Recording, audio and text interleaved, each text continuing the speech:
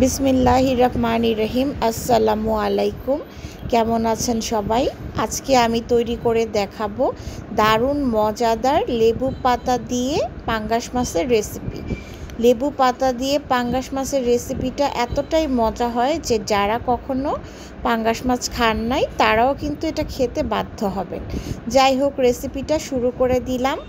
সবার আগে আমি এখানে প্রায় হাফ কাপের মতো সয়াবিন তেল নিয়েছিলাম আর অ্যাড করে নিয়েছি প্রায় 1 কাপের মতো পেঁয়াজ কুচি। এই রান্নাতে পেঁয়াজ কুচিটা একটু বেশিই দিব। পেঁয়াজ কুচিগুলোকে সুন্দর করে একটু ভেজে নিচ্ছি। স্বাদ মতো কিছুটা লবণ দিয়েছি, এখানে হাফ চা চামচ লবণ দিয়ে দিলাম। খুব ভালো করে পেঁয়াজটাকে ভেজে নিতে হবে।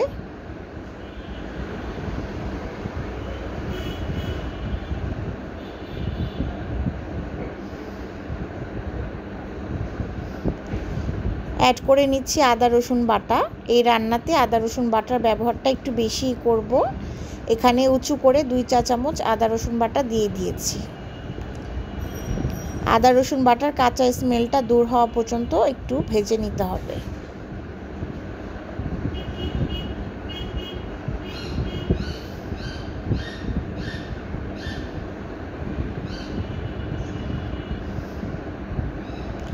এখন দিয়ে দিচ্ছি একটা টমেটো কুচি, পাকা টমেটো কুচি দিয়ে দিয়েছি। এখানে একটা টমেটো আছে।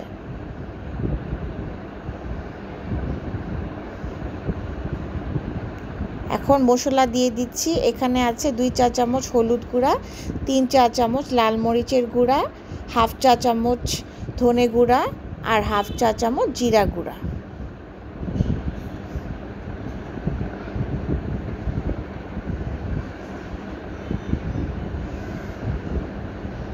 সব কিছু মশলা দিয়ে খুব ভালো করে কষিয়ে নিতে হবে।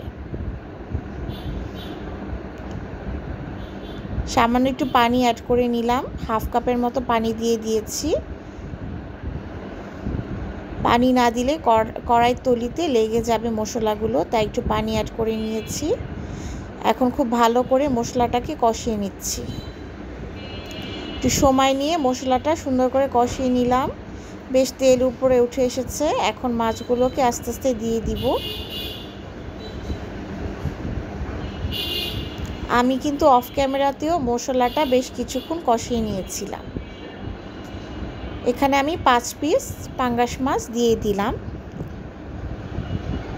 পাঙ্গাস মাছ রান্নার ক্ষেত্রে আরেকটা টিপস দিয়ে দিচ্ছি, আর সেটা হচ্ছে পাঙ্গাস মাছটাকে ভালো করে লবণ দিয়ে ধুয়ে এরপর কিছুক্ষণ লেবুর রস মাখিয়ে রাখলে, তারপরে আবার একটু সুন্দর করে গরম পানি দিয়ে ধুয়ে নিলে তাতে কোনো প্রকারের খারাপ গন্ধ থাকে না।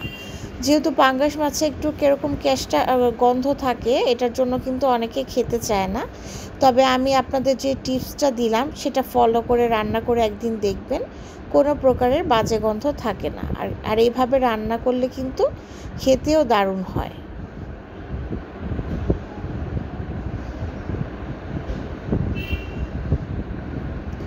রান্নার ক্ষেত্রে আমি সবসময় পরিষ্কার পরিচ্ছন্নতা বেশ মেনটেন করি।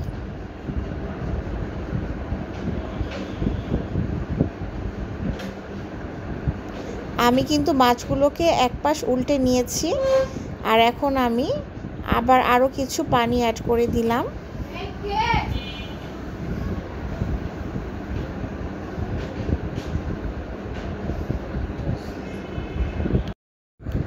খুব ভালো করে কষিয়ে নিব মাছটাকে। এই মাছ যত বেশি কষানো হবে খেতে কিন্তু তত বেশি টেস্টি হবে। যেহেতু পাঙ্গাস মাছটা বেশ নরম থাকে, তাই এখন চামচ দিয়ে কোনোভাবে নাড়াচাড়া করা যাবে না, তাহলে মাছগুলো ভেঙে যাবে। কড়াইটাকে বারবার দুলিয়ে দিতে হবে এভাবে করে, তাহলে চারিদিকে মাছের মশলা ঢুকবে এবং মাছটা খেতে বেশ সুস্বাদু হবে।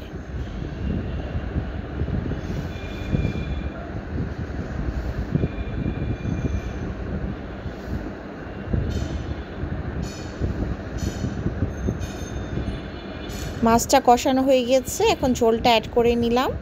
এখানে জাস্ট 1 কাপ পানি দিয়ে ঝোল দিয়ে দিয়েছি। এর চেয়ে বেশি ঝোলের প্রয়োজন নেই, কারণ মাছটা কিন্তু কষাতে কষাতে অনেকটা হয়ে এসেছে।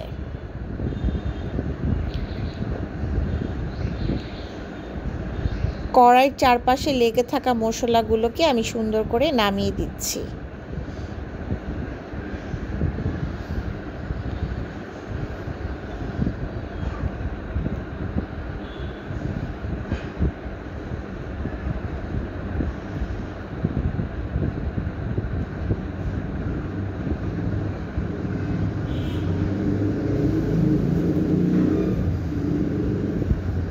আবার একটা ঢাকনা দিয়ে একটু ঢেকে নিলাম। চুলার ফ্লেমটা মিডিয়াম রেখে রান্নাটা আমি করে নিচ্ছি। 3-4 মিনিট পর ফিরে আসলাম। আবারও কড়াইটা একটু দুলিয়ে নিচ্ছি। এখন অ্যাড করে দিব কিছু কাঁচামরিচ। এখানে 6টা কাঁচামরিচ একটু ফালি করে নিয়েছি, দিয়ে দিলাম।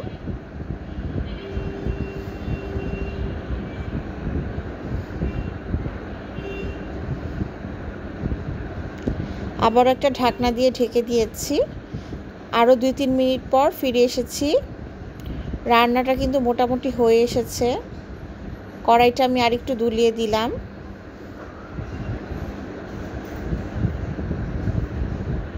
আবার একটু ঢাকনা দিয়ে ঢেকে দিব। আরও 3-4 মিনিট পর ফিরে এসেছি। দেখতেই পাচ্ছেন মাশাআল্লাহ কালারটা কিন্তু বেশ সুন্দর হয়েছে। রান্নাটাও কিন্তু কাছাকাছি হয়ে এসেছে। এখন আমি লেবু পাতা অ্যাড করে দিচ্ছি। সবার লাস্টে লেবু পাতাটা দিয়ে দিতে হবে, বেশি আগে দেয়া যাবে না, তাহলে কিন্তু তরকারিটা তেতো হয়ে যাবে। আর লেবু পাতাটা দেওয়ার পর সাথে সাথে চুলাটা অফ করে দিতে হবে, বেশিক্ষণ চুলায় রাখা যাবে না। সব মিলিয়ে এখানে 6 পিস লেবু পাতা আমি দিয়ে দিয়েছি। চুলাটা আমি এখন অফ করে দিচ্ছি। এই তো এরই মাঝে কিন্তু আমার দারুণ মজাদার লেবু পাতায় পাঙ্গাস মাছের রেসিপি একদম রেডি টু সার্ভ। গরম গরম ভাত দিয়ে কিন্তু এটা খেতে দারুণ লাগবে। তো রেসিপিটি কেমন লাগলো জানাতে ভুলবেন না, কিন্তু বাসায় একবার হলেও বানিয়ে খাবেন এবং আমাকে কমেন্ট বক্সে জানাবেন কেমন হলো। সবাই অনেক বেশি ভালো থাকবেন এবং প্লিজ আমার চ্যানেলটা সাবস্ক্রাইব করে দেবেন। আল্লাহ হাফেজ। Thanks for watching.